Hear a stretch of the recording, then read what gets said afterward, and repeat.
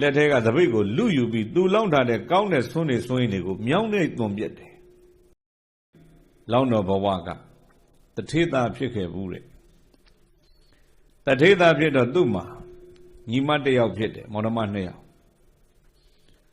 အရွယ်ရောက်တဲ့အခါအကိုဖြစ်သူကအိမ်အောင်ပြုတော့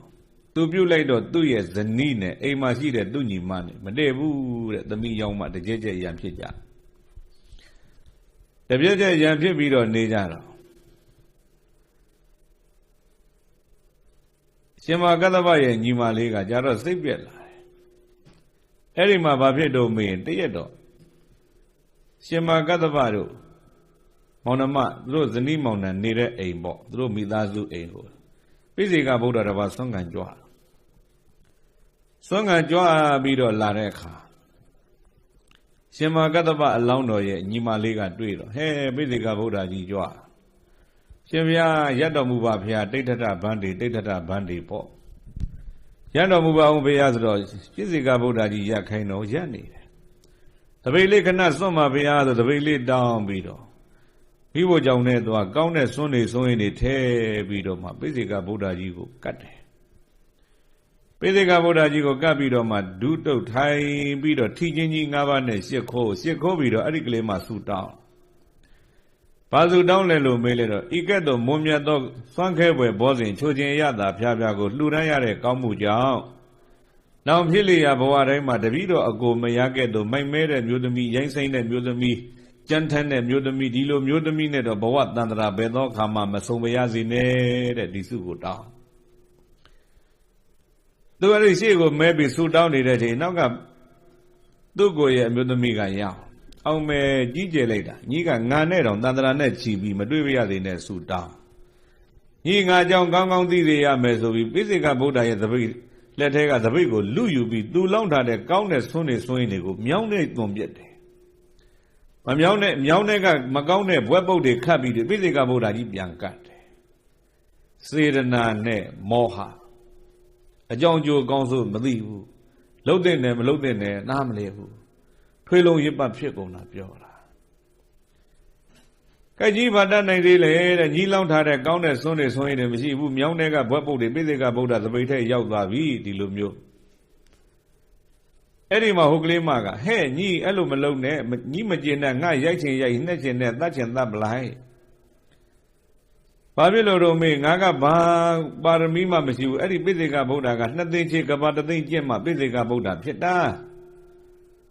ပါရမီစကားလေးသွားကြားဟဲ့2သိန်းချေနဲ့ကဘာ3သိန်းငါတို့9ရက်စက္ကန့်10ရက်စက္ကန့်တလားစက္ကန့်တော့ကောင်းကောင်းနေဖို့မလွယ်ဘူးပိစိကဗုဒ္ဓ2သိန်းချေကဘာ3သိန်းတော့အကျင့်နေနဲ့ပြင့်လာရငါတကယ်တော့ပါရမီရှင်ကြီးပြင်းမမိပြီဆိုပြီးတော့အဲ့ဒီမှာအသိပြန်ဝင်လာတယ်အသိပြန်ဝင်လာတော့မှရှင်ဘုရားတပိတ်လေးခဏပြန်စွန့်ပါဗျာတပိတ်လေးပြန်တောင်းမကောင်းတာတွေမြောင်းနဲ့ပြန်တော်ပြင်တပိတ်ကိုတန်ရှင်းစင်ကြယ်အောင်ဆေးပြောပြီးတော့မှအိမ်ထဲကကောင်းတဲ့သုတမှုတွေထောပတ်တွေထည့်ပြီးပိစိကဗုဒ္ဓပြန်ကတ်တယ်ပိစိကဗုဒ္ဓပြန်ကတ်ပြီးတော့အဲ့ဒီမှာနေရောင်လေးထွက်နေတော့ထောပတ်တွေကအယောင်ထွက်ဖြိုဖွေးနေတဲ့အယောင်တွေကြည့်ပြီးတော့မှသူကဆုတောင်းတယ်အရှင်ဘုရားတဲ့ဤကဲ့သို့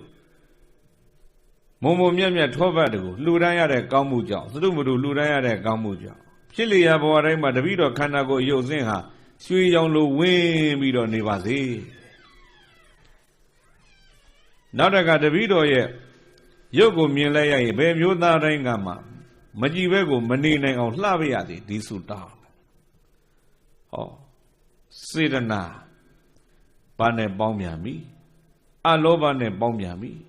ဒီမျိုးသမီးလေးချိန်တိုလေးတွင်းမှာကိုစေတနာကမောဟနဲ့ပေါင်းလိုက်အလောဘနဲ့ပေါင်းလိုက်တာပြောတာအလောဘဆိုတာလှူခြင်းတဲ့စိတ်လှူခြင်းတဲ့စိတ်ပေါင်းပြီးတော့တခါတောင်းလိုက်တဲ့စုကဘာလဲမေးသန္တရာလဲမှာလဲဖို့ပြန်ပြီးစုတောင်းတာသန္တရာပြတ်ကြောင်းသန္တရာဒုက္ခကိုသူလိုချင်တယ်သန္တရာပြတ်တဲ့အဲကြောင့်အန္တပုထုဇဉ်တွေရဲ့ကောင်းမှုပြုနည်းဟာကံတာအမိကံတာအဖအတ္တဒိဋ္ဌိဖြင့်သန္တရာခံစားလိုတဲ့စိတ်ကိုပဲခံစားလိုမှုကိုရှည်တန်းတင်ထားလို့အတ္တနဲ့သူကပြုတဲ့ကောင်းမှုဖြစ်လို့သန္တရာလဲရအောင်မယ်လို့ဒီလိုနားလေအဲ့ဒါဘာကိုအခြေခံတယ်လဲမေးမသိမှုအခြေခံအဲ့ဒါကြောင့်ပရိစ္ဆေသမုပ္ပါကပြောတယ်မသိမှုဆိုတာအဝိဇ္ဇာပေါ့အဝိဇ္ဇာပစ္စယသင်္ခါရသင်္ခါရပစ္စယဝိညာဏဝိညာဏပစ္စယနာမရူပ ဟာလိုချင်တာတက်မဲ့တာဆွဲလန်းတာတွေတတိကြီးလာတော့မယ်အဲ့ဒီမှာဆုတောင်းလိုက်တာတပည့်တော်ကိုမြင်ရတဲ့မျိုးသားတိုင်းကငင်းနေအောင်ကိုလှပေးရစေတဲ့တမျိုးလုံးအလှဆုံးဖြစ်ပြရသေးနောက်တက်ကရွှေရောင်လို့အသားရည်ဝင်းဝါနေပြရသေးသူမြင်ရင်လည်းပဲမြင်တဲ့မျိုးသားတိုင်းကငင်းနေအောင်လှတဲ့လူဖြစ်ပြရစေဒီလိုဆုတောင်းဩမန္တနီတို့ကြတော့မြင်တဲ့ပုဂ္ဂိုလ်ကသူ့မြင်ရင်ယူသွားအောင်ကိုလှပါစေဒီလိုဆုတောင်းတာနော်အဲ့ဒီမှာပိသေကဗုဒ္ဓရှင်သူမြတ်ကလည်းအိစီတံပါတိတံတုံရှံခိပမေဝသမိတ်ဇတုသင်တောင်းတဲ့ဆုနဲ့ပြပါစေဒီလိုဆုပေးပြီးပိသေကဗုဒ္ဓကြီးပြန်ကြွသွားတော့အဲ့ဒီမျိုးသမီးဘာဖြစ်တော့မေးလိုက်တော့သူတို့ပြောကြတော့ကတ္တပမြတ်စွာဘုရားလက်ထက်ရောက်တဲ့အခါဗာရဏသီမှာအလှဆုံးမျိုးသမီးလေးသူဖြစ်တယ်သူဆုတောင်းပြည့်တမျိုးလုံးကလည်းသူ့မြင်ရင်ကိုမကြည့်ပဲမနေနိုင်တော့အောင်ကိုလှတယ်ဆုတောင်းပြည့်တယ်ဒါပေမဲ့စေတနာနဲ့မောဟနဲ့ပေါင်းပြီးပိစိကဗုဒ္ဓတဲ့ကိုဘွဲ့ပုတ်တွေခတ်လောင်းခဲ့တယ်မကောင်းမှုရှိသေးတယ်ဒါလေးပြောချင်တာတမျိုးလုံးအလှဆုံးမြင်လိုက်ရရင်လည်းမကြည့်ပဲမနေနိုင်တာလည်းသူပဲအလှဆုံးလည်းသူပဲအရွယ်ရောက်လို့အိမ်တော်ပြုမဲ့ချိန်လေးရောက်ကြရောအမျိုးသမီးကိုအမျိုးသားအိမ်ပို့တဲ့အခမ်းအနားအဲ့ဒီမှာဘာဖြစ်တုံးလို့မေးလိုက်တော့အမျိုးသားအိမ်ပေါက်ဝလည်းရောက်တကမဟာနန်လိုက်တာတိုင်လုံးကိုမစင်အိုးကြီးကွဲတယ်လို့နန်သူတို့သားကပြောတယ်ဟေးနန်လိုက်တာဘယ်ကနန်တယ်လဲရှာကြသားဆိုသူတို့သမီးရဲ့ခန္ဓာကိုယ်ကဖြစ်ဟောသူတို့သမီးရဲ့ခန္ဓာကိုယ်ကနေနန်နေတယ်ဆိုတော့ဟာဒီလောက်နန်တဲ့မျိုးသမီးတို့အိမ်ပေါ်မလာနဲ့ဒီလောက်နန်တဲ့မျိုးသမီးငါလက်မထပ်နိုင်ဘူးဒီလိုမျိုးသမီးအိမ်နဲ့မဝင်တော့နဲ့ထွက်ဆိုပြီးတော့တခါတည်းအိမ်ကနေမောင်းချခံရစေတနာနဲ့အမောဟစေတနာနဲ့မောဟပေါင်းပြီးတော့ပိစိကဗုဒ္ဓတပိတ်တဲ့မကောင်းတာတွေလောင်းထည့်ခဲ့တဲ့အကုသိုလ်အကျိုးပေးခြင်းတန်ပြီဆိုတော့တားလို့မရတော့ဘူးဒါပြောချင်တာမင်္ဂလာဆောင်မဲ့မျိုးသမီးဆိုတော့အလှပြင်ထားမှသေးကြတယ်အမွှေးနှံ့သားတွေလိမ့်ကျယ်ထားမှသေးကြတယ်ဒါပေမဲ့